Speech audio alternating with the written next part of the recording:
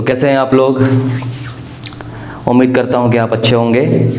चलिए आज हम स्टडी करने वाले हैं टेम्परेचर के इफ़ेक्ट्स के बारे में कि टेम्परेचर किन किन को कैसे कैसे इम्पैक्ट करता है। वो कौन हैं? वो हैं जैसे metals, thermistors, semiconductors, alloys, superconductors, इस तरह बहुत सारे आएंगे। एक एक करके उन सबको हम स्टडी करेंगे। देखते हैं कि टेम्परेचर इन सबको कैसे इम्पैक्ट करता है, कैसे एक एक करके इन सबको देखते हैं। देखिए इनके लिए कुछ हमारे हेल्पिंग फार्मूलाज हैं इलेक्ट्रिसिटी के, जो आपको ध्यान रखने हैं, आपको हेल्प करेंगे टेम्परेचर इफेक्ट को समझने के लिए इन सभी में। ओके, वो फार्मूलाज कौन से हैं? वो फार्मूलाज हैं ये। एक तो जाना पहचाना आपका Ohm's law, V is equal to I R. I के टर्म्स में ये हो जाएगा आपका V बाई आर, या फिर R के टर्म्स में आप बना सकते हैं V बाई आई। इसी तरह रेजिस्टेंस के और भी फार्मूलाज हैं, जैसे है ML upon NE square A टॉ। ये जब हमने वेरिफिकेशन ऑफ ओम्स लॉ किया था तब हमें R की वैल्यू पता चली थी, जो बताती थी कि R चार बातों पर डिपेंड करता है। रेजिस्टेंस ऑफ कंडक्टर डिपेंड करता है चार बातों पर। कौन सी चार बातें हैं? M और E कांस्टेंट हैं, इनको छोड़ के जो चार चीजें हैं उन चारों पर डिपेंड करता है। Length of conductor, area of cross section of conductor, relaxation time यानी कि temperature, and N number of free electrons यानी नेचर ऑफ द मटेरियल, किस मटेरियल का वो कंडक्टर बना है। रो की कहीं जरूरत पड़ेगी तो रो का भी फॉर्मूला बना लीजिए यहीं से। L और A हटा दीजिए तो रो बन जाएगा M divided by NE square tau. ये रो है रेजिस्टिविटी। ओके, तो टेम्परेचर किसको इफेक्ट करेगा? टेम्परेचर इन सबके रेजिस्टेंस या रेजिस्टिविटी को इम्पैक्ट डालता है। और रेजिस्टेंस में आप देख रहे हैं कि M और E को अगर छोड़ दें तो चार चीजें हैं। उन चार में से भी हमें लेंथ और एरिया, इन दोनों को छोड़ देना है, क्योंकि टेम्परेचर सिर्फ रो को इम्पैक्ट करता है। R का बेसिक फॉर्मूला क्या है? रो L अपॉन A।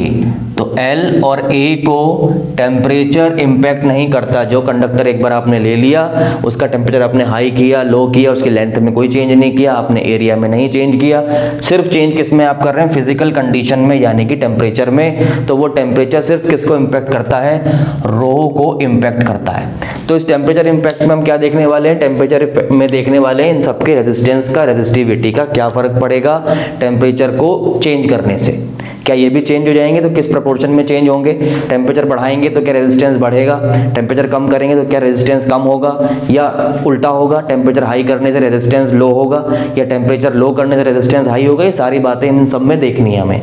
और इनके कुछ एप्लीकेशंस देखेंगे। जैसे सबसे पहले है मेटल्स। मेटल्स को ही जनरली कंडक्टर बोला जाता है, कंडक्टिंग पर्पस के लिए यूज किया जाता है मेटल्स को। क्यों? क्योंकि इनके पास नंबर ऑफ फ्री इलेक्ट्रॉन सबसे ज्यादा होते हैं पर यूनिट वॉल्यूम में। ओके, उससे कम किस में होते हैं? सेमीकंडक्टर्स में होते हैं, और सबसे कम इंसुलेटर्स में होते हैं, और भी बहुत सारी चीजें आप देख रहे हैं। तो चलिए एक एक करके देखते हैं इनमें मेटल्स। तो सबसे पहले है मेटल्स। तो देखिए मेटल्स में क्या होगा? मेटल्स में जब टेम्परेचर हाई होता है, इंक्रीजेस और डिक्रीजेस के लिए मैं एक साइन यूज करूंगा, आप भी यूज कर सकते हैं। Increases, decreases. इंक्रीजेस के लिए एरो ऊपर की तरफ दिखाना है, और डिक्रीजेस के लिए आपको एरो नीचे की तरफ दिखा देना है। एरो ऊपर मतलब इंक्रीजेस, और डिक्रीजेस कुछ भी इंक्रीजेस डिक्रीजेस दिखाना है आप दिखा सकते हैं। तो मेटल के केस में हम कहते हैं कि टेम्परेचर इंक्रीजेस, रेजिस्टेंस इंक्रीजेस, रो इंक्रीजेस। रेजिस्टेंस और रो एक दूसरे के डायरेक्टली प्रोपोर्शनल है, R एंड रो। तो जब भी हम देखेंगे कि रेजिस्टेंस इंक्रीज हो रहा है तो रो अपने आप कह सकते हैं कि इंक्रीज हो रहा है, या फिर रो आपको पता चल गया कि रो इंक्रीज हो रहा है तो आप कह सकते हैं रेजिस्टेंस भी इंक्रीज हो रहा है, कंडक्टिविटी डिक्रीज हो रही है। ये रेजिस्टेंस हाई होने का मतलब करंट का कम होना, ये बात आपको ध्यान रखनी है। करंट का कम होना कैसे? यहाँ से आप देख सकते हैं R और I में जो है इनवर्स रिलेशन है। जब रेजिस्टेंस हाई होगा करंट कम हो जाएगी, और रेजिस्टेंस कम होगा तो करंट बढ़ जाएगी। ओके, तो मेटल में हम ये कैसे कह सकते हैं कि टेम्परेचर हाई होने से रेजिस्टेंस हाई होता है और रेजिस्टिविटी हाई होती है? देखिए मेटल के केस में क्या होता है, जब टेम्परेचर राइज करते हैं तो कंडक्टर आपने कनेक्ट किया हुआ है किसी सर्किट के अंदर, और आपने इसका टेम्परेचर राइज कर दिया। टेम्परेचर जब आपने इसका राइज किया तो जो इलेक्ट्रॉन्स हैं इनकी कोलिजन की फ्रीक्वेंसी बढ़ जाती है। ये पहले 1 सेकंड में अगर 10 कोलिजन कर रहे थे तो अब 1 सेकंड में 20 कोलिजन कर रहे हैं, या आप कह सकते हैं कि कोलिजन फास्ट हो जाते हैं, जल्दी जल्दी कोलाइड करेगा। जब जल्दी जल्दी कोलाइड करेगा, किससे कोलाइड करता है? यहाँ पर न्यूक्लियस बैठे होते हैं, पॉजिटिव स्टेशनरी होते हैं, ये अपनी जगह से नहीं हिलते, इलेक्ट्रॉन्स फ्री होते हैं, मूव करते हैं। जब सर्किट के अंदर आ जाते हैं इलेक्ट्रॉन तो फिर पॉजिटिव डायरेक्शन में चलने की कोशिश करते हैं, यहाँ से एक पुल मिलता है इनको, इलेक्ट्रॉन्स को। तो ये अगर टेम्परेचर आपने राइज किया तो एक तो अपनी तरह अपना नेचुरली जा ही रहे थे, लेकिन टेम्परेचर राइज करने से क्या हो गया, जल्दी जल्दी जाने लगे। जब जल्दी जल्दी जाएंगे तो जल्दी जल्दी हिट लगेगा, जल्दी जल्दी कोलाइड करेंगे। जब जल्दी जल्दी कोलाइड करेंगे, कोलिजन बढ़ेंगे तो रेजिस्टेंस भी उनको बढ़ेगा, उनका रेजिस्टेंस बढ़ जाएगा। जल्दी कोलाइड करेंगे, रेजिस्टेंस की वैल्यू हाई हो जाएगी, जल्दी जल्दी अपोज क्रिएट होगा और रेजिस्टेंस ज़्यादा हो जाएगा। तो इस कंडीशन में हमारा जो टेम्परेचर जब राइज होता है किसी भी कंडक्टर के अंदर हम देखते हैं, तब हम ये कहते हैं कि क्योंकि टेम्परेचर राइज होने से नंबर ऑफ कोलिजन पर सेकंड बढ़ गए हैं, जिसकी वजह से रेजिस्टेंस ज़्यादा ऑफर कर रहा है कंडक्टर। ओके, इसलिए टेम्परेचर राइज होता है, रेजिस्टेंस राइज होता है। ये मेटल की बेसिक प्रॉपर्टी आपको याद रख लेना है कि मेटल में टेम्परेचर आप बढ़ाएंगे, रेजिस्टेंस की वैल्यू बढ़ेगी। रेजिस्टेंस और रो डायरेक्टली प्रोपोर्शनल है, जब रेजिस्टेंस बढ़ेगा तो रेजिस्टिविटी भी बढ़ेगी। कंडक्टिविटी और कंडक्टेंस का उल्टा कर दीजिए, रेजिस्टेंस हाई होगा, कंडक्टेंस कम हो जाएगा, रेजिस्टिविटी हाई होगी, कंडक्टिविटी लो हो जाएगी। ओके, अगर आप कंडक्टेंस के बारे में बताना चाहें तो कंडक्टेंस जो होता है, conductance is reciprocal of resistance 1 by resistance, and conductivity is reciprocal of resistivity। ये बोल सकते हैं। कंडक्टिविटी का सिंबल है सिग्मा, रेजिस्टिविटी रो, या फिर स्पेसिफिक रेजिस्टेंस के नाम से भी जानते हैं। तो ये भी आप साथ साथ बोल सकते हैं। जो भी R इंक्रीज होगा तो आप बोलेंगे कंडक्टेंस कम हो गया, रो इंक्रीज होगा तो आप बोलेंगे कंडक्टिविटी कम हो गई, उल्टा हो रहा है। ओके, इसमें एक चीज और आती है, मेटल के अंदर एक फॉर्मूला जनरेट होता है। चलिए अब इसमें छोटी सी बात और है, जैसे मान लीजिए कि ये एक कंडक्टर है, इस कंडक्टर का जो रेजिस्टेंस है अभी वो 1 ओम रेजिस्टेंस इसके पास है, 1 ओम। हमने क्या करना है कि इसका टेम्परेचर 1 डिग्री से चेंज करना है। राइज भी कर सकते हैं और फॉल भी कर सकते हैं, घटा भी सकते हैं, बढ़ा भी सकते हैं। चलिए फिलहाल हमने 1 डिग्री का चेंज किया, 1 डिग्री बढ़ा दिया, सपोज बढ़ा दिया, इंक्रीज कर दिया, तो इसका टेम्परेचर कैसा हो गया, 1 डिग्री बढ़ाया, रेजिस्टेंस बढ़ जाएगा। कितना रेजिस्टेंस बढ़ जाएगा पता नहीं, कितना बढ़ जाएगा, ऑब्जर्व करके देखा, जो भी वैल्यू आई उस वैल्यू का नाम रख दिया। हर एक अलग अलग कंडक्टर मेटल के लिए सब काम करके देखा, सबका अल्फा अलग अलग बना के रख दिया। इसका नाम दे दिया कि ये जो अल्फा है, इसका नाम दे दिया कि ये जो अल्फा है इसका नाम है temperature coefficient of resistance, temperature coefficient of resistance. Okay, अब समझिए ध्यान से कि 1 डिग्री आपने राइज किया, 1 डिग्री आपने बढ़ाया तो अल्फा चेंज आ गया। मान लीजिए अल्फा है 1 ओम, इस अल्फा की वैल्यू है 1 ओम।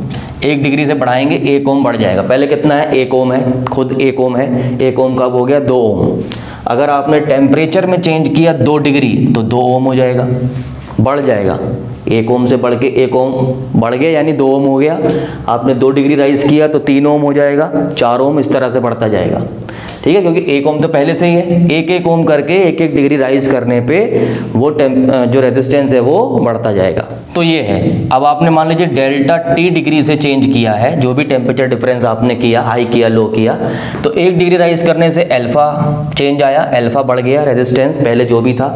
डेल्टा T आपने चेंज किया तो कितना बढ़ जाएगा, alpha into delta T, unitary method.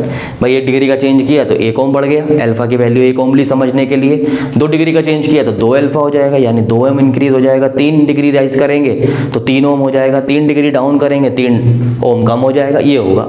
Okay, अब ये जो हुआ है ये कितने पे हुआ है, ये हुआ है 1 ओम रेजिस्टेंस पे।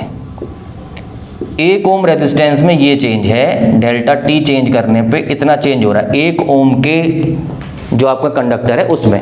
अब कंडक्टर आपका 1 ओम का तो होगा नहीं, अलग अलग होगा, 2 ओम, 3 ओम, 4 ओम, क्योंकि लेंथ अलग होगी, एरिया अलग होगा, रेजिस्टेंस की वैल्यू अलग अलग होगी। तो उस केस में हमने सिंबल दे दिया इसको, मान लीजिए वो रेजिस्टेंस है RO, ओरिजिनल रेजिस्टेंस है किसी कंडक्टर का RO। तो RO में कितना चेंज होगा भाई, 1 ओम में अल्फा इंटू डेल्टा टी हो रहा है, तो R ओम में यहाँ भी यूनिटी मेथड लगा देंगे, कितना हो जाएगा RO into alpha delta T. ये हो गया RO रेजिस्टेंस वाले कंडक्टर का, जब हमने टेम्परेचर का डिफरेंस कर दिया डेल्टा टी, तो अब उसका जो रेजिस्टेंस है बढ़ के हो गया है RO original resistance into alpha into delta T.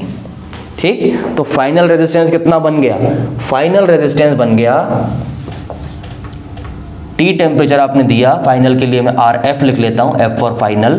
तो पहले रेजिस्टेंस है इस पीस का RO प्लस ये इतना इंक्रीज हो गया डेल्टा टी देने पे, तो इसको ऐड कर देंगे, RO इसमें से कॉमन निकाल दीजिए, तो ये आपको वैल्यू मिल जाएगी 1 plus alpha into delta T. ये आपका RF आ गया। ये मेटल्स के लिए फॉर्मूला आ गया कि जब टेम्परेचर का चेंज होता है तो फाइनल रेजिस्टेंस की वैल्यू की कैलकुलेशन हम कैसे करते हैं, सिर्फ कैलकुलेशन इसी में है। ठीक, तो यहाँ पर ये फॉर्मूला आपको न्यूमेरिकल्स में हेल्प करेगा। इसमें आपको अल्फा पर ज़्यादा ध्यान देना है, alpha temperature coefficient of resistance, ये है मेटल के लिए। ओके, अब आगे बढ़ते हैं थर्मिस्टर। ये मेटल का एक पार्ट होता है थर्मिस्टर। इस तरह के मटेरियल होते हैं ये थर्मिस्टर, ऐसे मटेरियल होते हैं इनका अल्फा बहुत हाई होता है। थर्मिस्टर में जो अल्फा है, temperature coefficient of resistance alpha, ये वेरी हाई, अगर ये बहुत हाई होगा, बहुत हाई होने का मतलब ये है कि हल्का सा ही आप टेम्परेचर राइज करेंगे तो रेजिस्टेंस की वैल्यू बहुत ज़्यादा हाई हो जाएगी। अल्फा हाई होने से 1 में बहुत बड़ी वैल्यू ऐड होगी, और बड़ी वैल्यू ऐड होने से फाइनल रेजिस्टेंस बहुत बड़ा हो जाएगा। तो ओके, टेम्परेचर राइज होगा, रेजिस्टेंस बहुत तेजी से चेंज होगा और रेजिस्टिविटी भी बढ़ेगी। थर्मोमीटर में हम देखते हैं, थर्मिस्टर थर्मोमीटर में यूज होता है बेसिकली।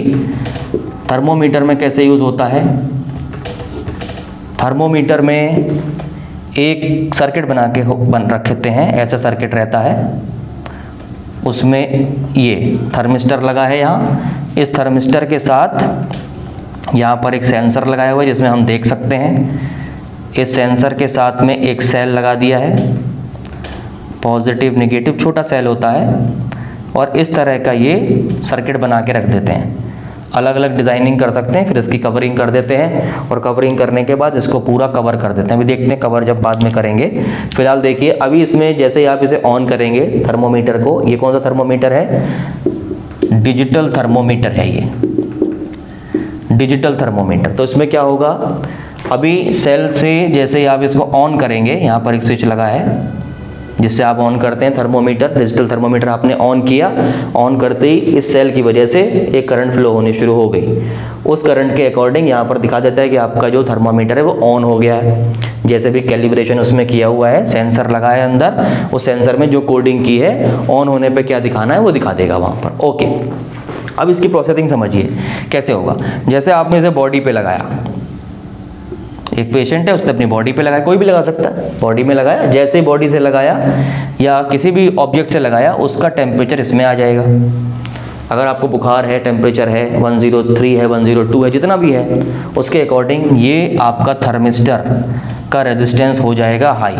टेम्परेचर राइज होने से रेजिस्टेंस हो गया हाई, रेजिस्टेंस हाई होने से करंट की वैल्यू हो जाएगी कम। इस फॉर्मूला को याद लिख लेता हूँ, I is equal to V/R। तो रेजिस्टेंस हाई हो गया, उससे करंट की वैल्यू हो गई कम। जब करंट की वैल्यू कम हो गई तो यहाँ पर कम करंट शो होगी। जब हम देखेंगे करंट कम हो गया, हम करंट तो देखते नहीं, हम एक नंबर देखते हैं, वहाँ पर नंबर होता है, भी देखते हैं उस नंबर को कैसे बनाते हैं। इसी तरह से अगर रेजिस्टेंस की वैल्यू कम है तो करंट ज़्यादा दिखाएगा, जनरली बढ़ने के चांसेस हैं रेजिस्टेंस। क्यों? क्योंकि पेशेंट को देते हैं थर्मोमीटर। ओके, टेम्परेचर हाई हुआ है, टेम्परेचर हाई होने से रेजिस्टेंस हाई हो गया, रेजिस्टेंस हाई होने से करंट कम हो गई, और करंट कम होने से यहाँ सेंसर ने एक नंबर दे दिया हमें कि इसका इतना टेम्परेचर है। कैसे करते हैं ये करते हैं बिल्कुल सिंपल है। थर्मोमीटर जो हमने बनाया, इसको जो सेंसर इसमें लगाते हैं उससे पहले क्या करते हैं, एक बार इस थर्मिस्टर को बर्फ में रख देते हैं आइस के साथ, और आइस के साथ देखते हैं आइस में क्या होगा, टेम्परेचर बहुत डाउन होगा, और टेम्परेचर जब बहुत डाउन होगा तो रेजिस्टेंस बहुत कम हो जाएगा, और रेजिस्टेंस बहुत कम हो जाएगा तो उसका मतलब क्या है, करंट हाई हो जाएगी। करंट हाई हो जाएगी तो हमने कैलिब्रेशन लगा दिया कि जब हाई करंट आएगी, हाई करंट का मतलब है रेजिस्टेंस का कम होना, और रेजिस्टेंस का कम होने का मतलब है टेम्परेचर का कम होना, यानी कि उस समय जो कैलिब्रेशन है उस समय हम यहाँ पर कैलिब्रेट कर देंगे, वो टेम्परेचर कैसा है, कम है। उसके बाद हमने इस थर्मिस्टर को स्टीम के साथ रख के देखा, स्टीम के साथ रख के देखा तो स्टीम का टेम्परेचर बहुत हाई होता है, टेम्परेचर हाई होने से रेजिस्टेंस बहुत ज़्यादा हाई हो गया, हाई होने से करंट की वैल्यू बहुत कम हो गई। करंट की वैल्यू जब कम हो गई तो हमने उस समय दिखा दिया करंट की वैल्यू कब कम हुई, जब रेजिस्टेंस हाई हो गया, टेम्परेचर हाई हो गया। तो टेम्परेचर हाई का मतलब उस समय उस जो ऑब्जेक्ट है, जो मरीज का आप नाप रहे हैं टेम्परेचर, उसका टेम्परेचर वो दिखाएगा बहुत हाई, जो भी यहाँ पर कैलिब्रेशन हुआ है उसके अकॉर्डिंग वो दिखा देगा ये नंबर। इस तरह से डिजिटल थर्मोमीटर काम करते हैं, इसमें थर्मिस्टर यूज होता है। इसको पूरा कवर कर देते हैं, कवर करने के बाद यहाँ पे कैप जैसा बना देते हैं, वहाँ पर एक मेटेलिक पीस होता है, वो इस थर्मिस्टर से कनेक्टेड होता है। कहीं पर भी बना लीजिए ऐसा बना हुआ है, ये थर्मिस्टर से कनेक्टेड है, ये आपने बॉडी में टच किया, उससे हीट इसको मिल गई, उस हीट के अकॉर्डिंग रेजिस्टेंस की वैल्यू बनी, रेजिस्टेंस की वैल्यू से यहाँ पर नंबर आपको दिखाई दे गया, उससे आपको पता चल गया कि आपकी बॉडी का टेम्परेचर नॉर्मल है, हाई हो गया है, या फिर जो भी है। आगे आता है एलॉय। एलॉयज क्या होते हैं, इनका जो एल्फा होता है इज वेरी लो, एलॉयज का एल्फा बहुत कम होता है। जब एलॉयज का अल्फा बहुत कम होगा तो इनका जो टेम्परेचर डिफरेंस अगर हुआ भी तो अल्फा क्योंकि बहुत कम है तो ना के बराबर चेंज आता है, फाइनल टेम्परेचर में उतना चेंज नहीं आता एलॉयज में। इसलिए एलॉयज की हेल्प से जनरली इंस्ट्रूमेंट्स बना लिए जाते हैं जिससे कि एक जैसी वैल्यू हमेशा हमें मिले। आगे भी इस पर कभी और ज़्यादा बात करेंगे एलॉयज के बारे में। फिलहाल अल्फा बहुत कम है, अल्फा बहुत कम होने से टेम्परेचर में ना के बराबर इम्पैक्ट आता है टेम्परेचर का। एलॉयज की चीज़ों जो बनी होंगी उनमें टेम्परेचर हाई हो लो हो उतना फर्क नहीं पड़ेगा, ना के बराबर फर्क पड़ता है, रेजिस्टेंस वैसा का वैसा ही रहता है। ओके, सेमीकंडक्टर्स में देखिए क्या है। सेमीकंडक्टर्स में क्या होता है, सेमीकंडक्टर्स बीच की कंडीशन होती है मेटल्स, कंडक्टर्स और इंसुलेटर्स के। इसमें बहुत ज़्यादा फ्री इलेक्ट्रॉन्स नहीं होते हैं पर यूनिट वॉल्यूम, लेकिन होते हैं।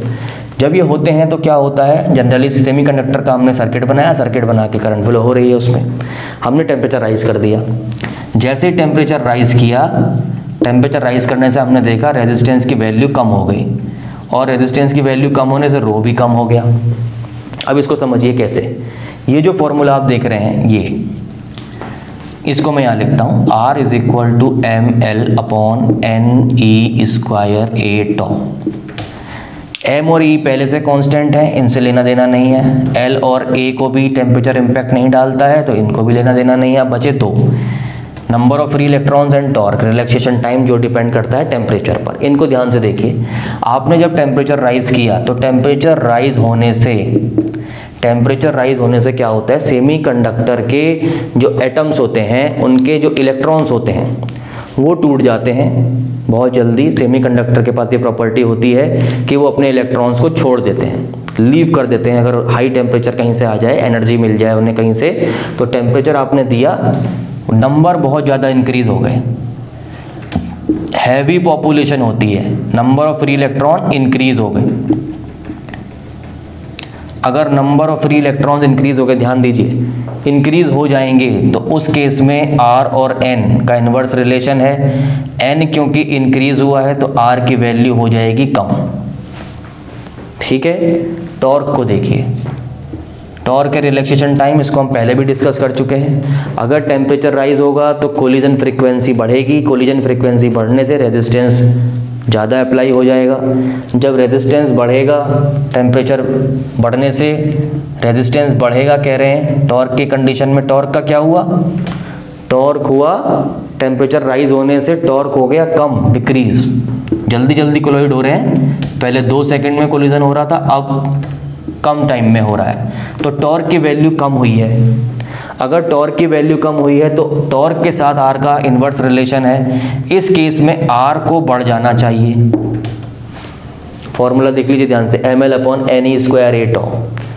क्योंकि नंबर ऑफ फ्री इलेक्ट्रॉन्स बढ़ रहे हैं इंक्रीज हो रहे हैं, इनवर्स रिलेशन है उल्टा, तो रेजिस्टेंस कम होना चाहिए। ओके, रिलैक्सेशन टाइम टेम्परेचर पे डिपेंड कर रहा है, कोलिजन जल्दी जल्दी हुए, जल्दी जल्दी रेजिस्टेंस अप्लाई हुआ, उस कंडीशन में क्योंकि टॉर्क की वैल्यू कम हो गई तो रेजिस्टेंस बढ़ जाना चाहिए। लेकिन हम देखते हैं ओवरऑल जो इम्पैक्ट आ रहा है वो है रेजिस्टेंस कम हो रहा है। ये कैसे कह सकते हैं? ये ऐसे कह सकते हैं कि मान लीजिए जो रेजिस्टेंस आपने सेमीकंडक्टर लगाया हुआ है उस सेमीकंडक्टर के पास रेजिस्टेंस है 100 ओम, ठीक। तो जब number of free electrons release हुए तो इतने ज़्यादा रिलीज हो गए, सेमीकंडक्टर में से बहुत ज़्यादा नंबर रिलीज हो गया। अगर नंबर रिलीज हो जाएगा तो आई की वैल्यू क्या है? NeAVD। इतने ज़्यादा रिलीज हो गए कि उनके रिलीज होने से करंट की वैल्यू बढ़ गई, बहुत ज़्यादा बढ़ गई, ठीक। दोनों चीज़ें हो रही हैं, ये बहुत ज़्यादा हो रहा है और ये इसके कंपैरिजन में ना के बराबर हो रहा है। टॉर्क का कम होना ना के बराबर हो रहा है, तो इम्पैक्ट किसका होगा? इसका इम्पैक्ट आ जाता है। टॉर्क की वजह से जो रेजिस्टेंस बढ़ने वाली कंडीशन है, मान लीजिए 5 ओम इसकी वजह से बढ़ेगा 5 ओम, और इसकी वजह से जो कम हो रहा है वो हो रहा है 50 ओम, क्योंकि फ्लड ऑफ इलेक्ट्रॉन्स आ गया, हैवी पॉपुलेशन ऑफ इलेक्ट्रॉन्स है, number of free electrons. Okay, तो 100 था, दोनों का इम्पैक्ट आया, इसका ना के बराबर आया, इससे 5 इंक्रीज हो गया तो 100 + 5, और इसकी वजह से डिक्रीज हो गया -50, तो ओवरऑल कितना हो गया? ये हो गया 105 में से 50 माइनस कर देंगे आप, कितना हो जाएगा? 55 ओम हो गया फाइनली। तो 55 ओम 100 ओम से कितना है? कम है, इसलिए आर कैसा हो गया? डिक्रीज हो गया। तो सेमीकंडक्टर में क्या होता है? टेम्परेचर हाई होगा, रेजिस्टेंस डिक्रीज होगा, रो डिक्रीज होगा, कंडक्टिविटी बढ़ेगी, कंडक्टेंस बढ़ेगा। ऐसे ही इंसुलेटर में देखिए, इंसुलेटर और सेमीकंडक्टर में एक जैसी कहानी है, तो जो यहाँ हो रहा है वो यहाँ पर भी है। इंसुलेटर के केस में यहाँ भी R, temperature rises, resistance decreases, rho decreases, conductance increases और conductivity sigma, conductivity increases. Same reason है, सब कुछ सेम है। इसका एक बहुत इंपॉर्टेंट रोल है, इंपॉर्टेंट रोल ये है कि ड्यूरिंग समर, गर्मियों के मौसम में हैवी ब्रेकडाउन्स होते हैं, सर्किट बोर्ड ब्रेक होते हैं, शॉर्ट सर्किटिंग होती है, इस पे कभी बात करेंगे। इंसुलेटर के केस में ये कैसे होता है। फिलहाल हम टेम्परेचर का इफेक्ट स्टडी कर रहे हैं, तो ये हमारे पास आ गया। अब सुपर कंडक्टर में देखिए, सुपर कंडक्टर कौन से होते हैं? नाम से पता चल रहा है, सुपर कंडक्टर सबसे ज़्यादा कंडक्ट कर पाए। अगर सबसे ज़्यादा कंडक्ट कर पाएगा तो एक ही कंडीशन है कि रेजिस्टेंस इसका कैसा होना चाहिए? Resistance should be 0। अगर रेजिस्टेंस 0 होगा तो उस केस में हम बोलेंगे सुपर कंडक्टर है, सबसे ज़्यादा करंट फ्लो हो सकती है। यूज़ क्या क्या होते हैं सुपर कंडक्टर के? सुपर कंडक्टर के यूज़ होते हैं, यानी कि टेम्परेचर का इस पर कोई फर्क नहीं पड़ेगा क्योंकि रेजिस्टेंस 0 है। रेजिस्टेंस ही हीट को बनाता है, I²R, पर यूनिट टाइम में इतनी हीट जनरेट होती है। जितना हाई रेजिस्टेंस होता है उतना हाई हीट जनरेट हो जाता है ना। तो R अगर 0 है तो हीट बनेगी नहीं। ये तो इसका पर्पज़ है कंप्यूटर्स में, लंबा आप काम कर रहे हैं, हीटिंग इफेक्ट ना हो, तो सुपर कंडक्टर के यूज़ कर सकते हैं हम उसको।